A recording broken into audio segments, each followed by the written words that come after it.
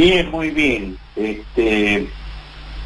Pero digamos, termino el año elevando mis plegarias por la salud de Carlos Menem. Uh-huh. ¿Ahí tenés alguna información nueva? Deseando que alcance a ver el año 2021. Uh-huh. No, la información que hay es que su salud está complicada, está en terapia intensiva, ha tenido un fallo renal, su ex esposa Zulema Yoma dijo que está muy complicada la situación, y su hija Zulema Menem dijo que estaban en manos de Dios. Uh-huh. Por eso elevo hacia allí mis plegarias con el mejor de los deseos hacia el expresidente, que supongo que se encontrarán en su ascenso con las del Ministerio de las Mujeres, los géneros y la diversidad y las diversidades. Uh-huh. Sí, pues un voto... ¿Menem qué votaba? ¿Qué... Celeste. Ah, Menem vota en contra del proyecto en el Senado. Menem, claro, vota celeste. Sí. Menem es el inventor de esa originalidad argentina que es el Día del Niño por Nacer. Sí. Menem negoció con el episcopado argentino y a través del episcopado argentino con el Papa polaco el cese de las admoniciones eclesiásticas por los casos de corrupción y por las muertes misteriosas durante su gobierno, a cambio de la adhesión a estas posiciones. Uh-huh. Tanto en las conferencias internacionales sobre los derechos de la mujer, como en el plano interno, en la reforma constitucional del 94, y con la creación de esta originalidad argentina del Día del Niño por Nacer. Okay. De modo que es un voto en una elección que está muy reñida. Sí. Los cálculos, digamos, según quien hable, se va a imponer la ley o va a ser derrotada por 1 o 2 votos, no más. Y además no podés confiar en ninguna de las fuentes, porque están todos escondiendo los datos, porque en cuanto se señala que algún senador o senadora ha asumido determinada posición, comienzan las operaciones para conseguir que la modifique. Sí. Sí. En una sesión que va a ser remota, lo cual implica que quien vote desde el interior va a estar en su casa o en su escritorio, en su ciudad, en su provincia, al alcance de los scratches y de las movilizaciones que los sectores confesionales planean para torcer voluntades, por la intimidación, por la violencia. Horas antes, esto va a ser el martes 29 a partir de las 4 de la tarde, Sí. horas antes, del otro lado del Congreso, en la Cámara de Diputados, se va a tratar la modificación de la media sanción del Senado a la nueva ley de movilidad, a la nueva fórmula de movilidad previsional. Ustedes recordarán que el Ejecutivo envió un proyecto que se modificó en el Senado. Uh-huh. Sí. El proyecto original del Ejecutivo incluía un ajuste de la fórmula cada 6 meses. En el Senado se modificó que sea cada 3. También incluía un mix entre impuestos de los que van destinados al ANSES y el índice salarial de los salarios registrados que lleva el Ministerio de Trabajo, que se conoce con la sigla RICTE. Uh-huh. Es el promedio de los salarios de los trabajadores en blanco, de los trabajadores registrados.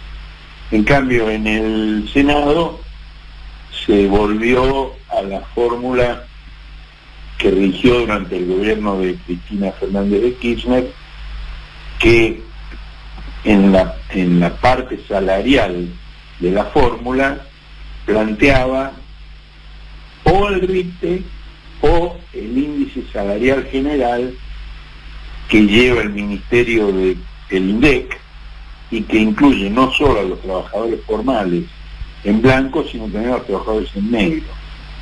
En general, el RICTE es una mejor fórmula que el otro índice porque los trabajadores registrados les va mejor que a los informales.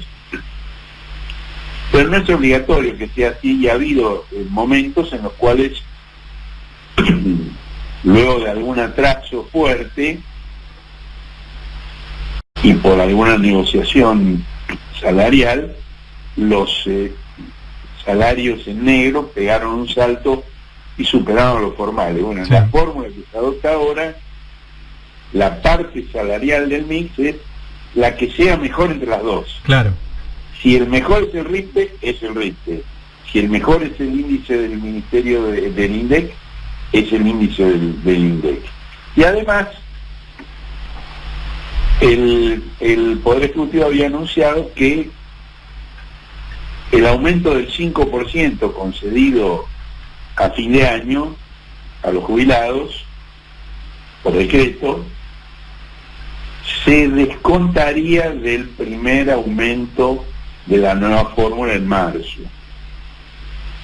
que era a cuenta. Sí, esa no. En cambio, en el Senado se modificó y se dispuso que se incorporara a la jubilación y que obrara como piso para los próximos aumentos, que no se descontaran. Es decir, son mejoras sustanciales que tienen mucho que ver con el propósito oficial de estimular la demanda agregada por vía de la mejora del consumo. Sí. No hay inversión más dinamizadora del consumo que los ingresos previsionales, porque el grueso de las jubilaciones son la mínima. Son más de la mitad, cerca del 70% es la jubilación mínima. Y se gasta entera. Y la gente la jubilación mínima se la gasta toda. Tal cual. Y si va al consumo, genera crecimiento de la economía. Entonces, ese es el sentido. Ahora, el proyecto va del Senado a diputados. Y en diputados el oficialismo no tiene mayoría. Tiene permanentemente que negociar con otros bloques porque está 12 votos por debajo del número requerido, tanto para la formación del quórum como para la votación de las leyes. Necesita el concurso de otras fuerzas. Algunas de las fuerzas que apoyaron algunas de las decisiones recientes de la economía por parte del gobierno ahora están anunciando que tendrían dudas, indefiniciones, que no apoyarían, lo cual abre un margen, digamos, de suspenso respecto de qué va a pasar. Y como todo, de ahora en adelante, está influido por las especulaciones electorales. Tanto lo que va a pasar en el Senado como lo que va a pasar en diputados tiene que ver con eso. Por cierto, en el caso de diputados, para quienes retasen el apoyo a esta fórmula, puede tener un costo político más alto que para quienes voten en contra de la derogación de la clandestinidad del aborto en la otra Cámara, aunque por cierto todos los que se oponen no dicen que quieren que la fórmula sea peor, dicen que quieren que sea mejor y que no es suficiente. Y ahí hay distintas posiciones, digamos. Hay una posición que uno puede atribuir a ignorancia o mala fe, que plantea que al suprimirse la inflación de la fórmula, como regía desde el año 18, se condena a los jubilados a perder frente al índice de precios al consumidor.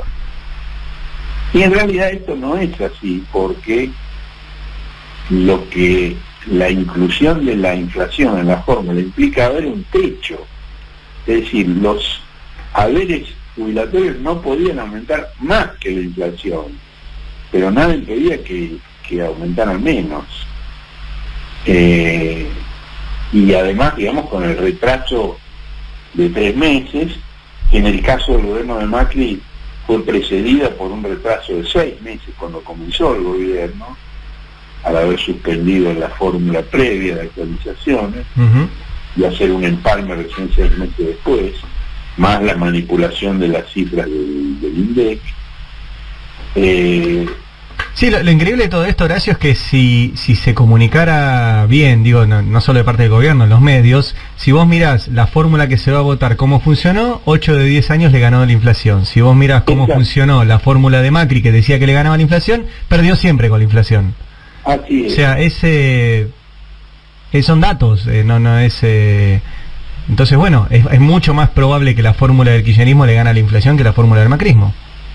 Pero además, en este momento, por ejemplo, desde que comenzó esta discusión, la recaudación impositiva, que es un componente fundamental de la fórmula, creció por encima de la inflación. Claro. No los salarios, pero sí la recaudación impositiva, de modo que la posibilidad de ganar la inflación está clara, porque además, digamos, al comenzar las paritarias el año próximo, será con un gobierno que no es el gobierno de Macri, que tendía a bajar los salarios. Claro. Sino con un gobierno que por el contrario plantea que hay que subirlos, con la misma lógica de activar el consumo. Si bien hay, digamos, pugnas internas en el gobierno, hay sectores más conservadores que otros en ese sentido, pero aún los sectores más conservadores del actual gobierno son más favorables a un aumento salarial que el gobierno de Macri. De modo que la posibilidad de ganar la inflación con esta fórmula es muy clara, muy clara. Sí, sí, tal cual. Bueno, así termina el año. Va a ser tremendo el 29, o sea, entre diputados con la reforma jubilatoria, el Senado con aborto, el Senado también vota varios pliegos de jueces, entre ellos el de Alejo Ramos Padilla. Sí. Va a ser un día intenso. Sí, muy. Sin lugar a dudas. Así que bueno, el miércoles 30 hablamos de esto. Nos va a agarrar medio en vivo, porque va a terminar más o menos a esa hora la sesión. Así es. Buenísimo. Sí. Es lo mejor que puede pasar, ¿no? Así es. Para nosotros, al menos, ¿no? Sí, no, el otro día nos pasó lo mismo con la de diputados. Ya escuchamos la votación en vivo. Así que bueno. Claro, genial, eso es buenísimo. El miércoles 30, bueno. Entonces tendremos eso. Igualmente hablamos el lunes, te leemos el domingo en el cohete también. Hoy hay cohete, ¿no? Sí. Sí, hay cohete. ¿Y por qué no hubo música hoy? Porque, mira, no le avisamos, no está Nico y no le avisamos a la compañera Julieta Palmerio. A Horacio lo recibimos siempre con tango, Julieta, pero te podemos despedir con alguno que elijas. ¿Con qué querés ¿con qué querés cerrar? No, el Gardel del otro día me encantó. ¿Gardel? ¿Cuál? No, cualquiera, Gardel cualquiera. Algo de Gardel, Juli. Vos viste que Felipe Piña acaba de publicar un libro biográfico sobre Gardel. Sí. Me mandó una tarjeta de salutación de Navidad hermosa, una foto de Gardel brindando. Mira. Muy hermosa. Así que con un saludo a distancia a Felipe Piña, nos despedimos con Gardel. Bueno, vamos con Mano a Mano, Gardel y Horacio. Buen fin, de que descanses, te leemos el domingo en el Cohete a la Luna. Dale. Abrazo grande. Horacio Berbisky, en Navidad, en Habrá Consecuencias.